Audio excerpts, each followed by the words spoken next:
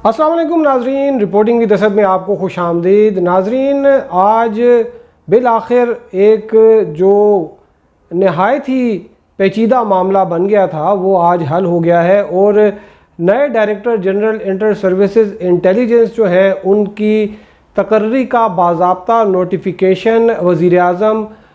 House से जारी कर दिया गया है। वज़ीर आज़म के प्रिंसिपल सेक्रेटरी मोहम्मद आज़म ख़ान ने जो है वो ये उस पर साइन किए हैं और ये जो उनके सिग्नेचर हैं ये उन जो रूटीन में सिग्नेचर वो करते हैं, मुझे कुछ लगा कि ये शायद उससे ये थोड़ा इनका इस सिग्नेचर का जो है वो साइज़ ज़्यादा है। ताहम ये पहली बार ऐसा हुआ है कि नए जो DGISI अपॉइंट हुए हों उनकी समरी जो है वो वज़ीर आज़म हाउस से मीडिया में लीक हुई हो और उसके बाद एक प्रेस रिलीज़ जो है वो भी जारी की गई और उसमें बड़े तफसील के साथ ज़िक्र किया गया है कि किस तरह से वज़ीर आज़म जो हैं उन्होंने इस समरी की कानून के दायरे में रहते हुए, कानून की पासदारी करते हुए इस समरी की जो है वो मंजूरी दी और जो लेफ्टिनेंट जनरल साहिबान जो कि ISI के ओहदे पर जो ख्वाहिशमंद थे या उम्मीदवार थे ISI के ओहदे के, उनके इंटरव्यूज़ किए और इंटरव्यूज़ करने के बाद उन्होंने सिर्फ जो जनरल नवीद अहमद अंजुम, जिनका नोटिफिकेशन तो खैर नहीं हो सका था लेकिन एक एलामिया जारी हुआ था 6 अक्टूबर को,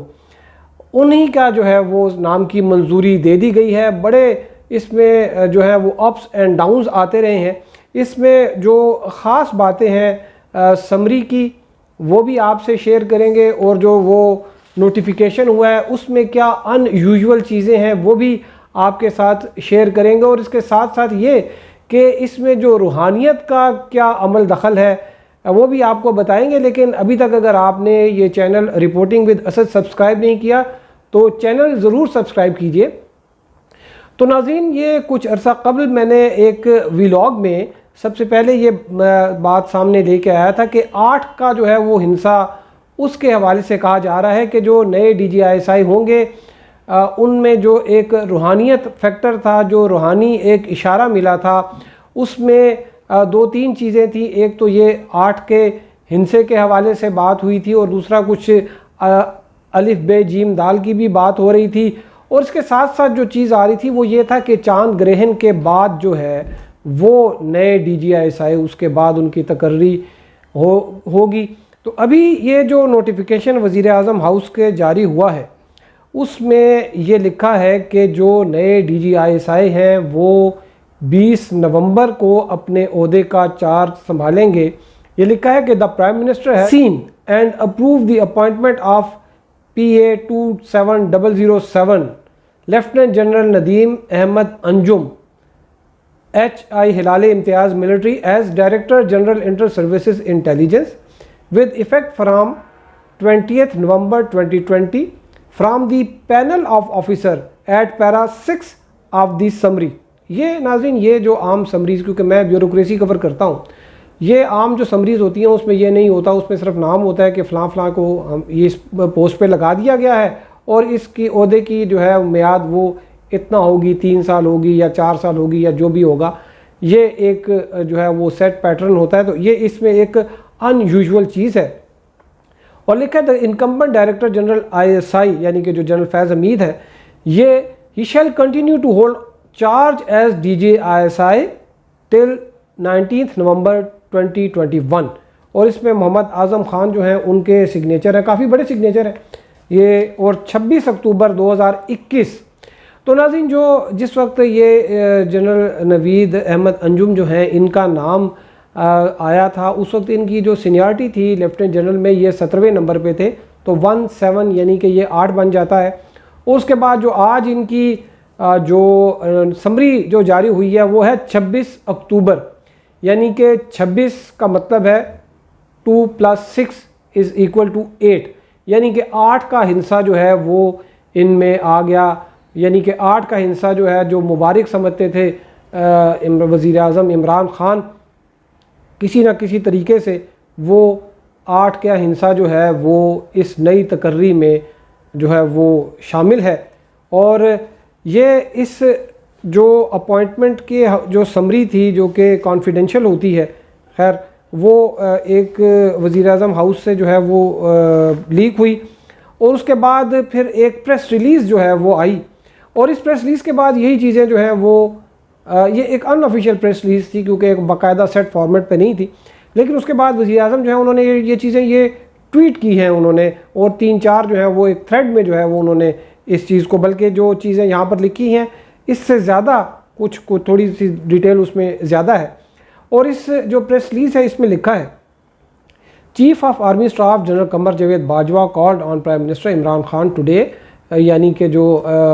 आर्मी चीफ हैं उन्होंने आज मुलाकात की वज़ीर-ए-आज़म से, और the meeting was part of the ongoing consultation process between the prime minister and the chief of army staff about the timing of change of command in ISI and selection of new DG ISI। तो इस ये जो एलामिया के मुताबिक जो ये मुलाकात थी उसका एक ही 1 पॉइंट एजेंडा था, यानी कि DG ISI की मुलाकात जो अपॉइंटमेंट है, तकर्री है वो थी,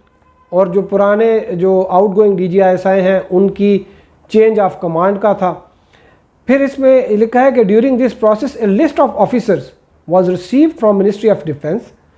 prime minister interviewed all the nominees. A final round of consultation was held between the Prime Minister and Chief of Army Staff today।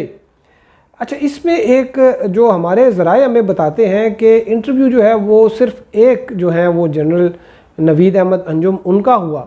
लेकिन इसमें लिखा है कि जो लिस्ट थी जिसमें कोई गालिबन 3-4 नाम थे उन सब का इंटरव्यू किया गया, और ये लिस्ट जो है वो वजारत दफ़ा ने जो है वो भिजवाई थी। और फिर उसके बाद जब वज़ीर-ए-आज़म ने जो लेफ्टिनेंट जनरल जो कि उम्मीदवार थे इस ओहदे के, उनका बारी बारी इंटरव्यू किया, और फिर फाइनल एक राउंड हुआ जिसमें आर्मी चीफ़ के साथ वज़ीर-ए-आज़म ने ये चीज़ जो है इसको हतमी शक्ल दे दी। After detailed consultative process name of lieutenant general Nadeem Anjum was approved as new DG ISI। और एक तफसीली जो मुशावरती जो है वो मरहला, उसके बाद नए DG ISI के नाम के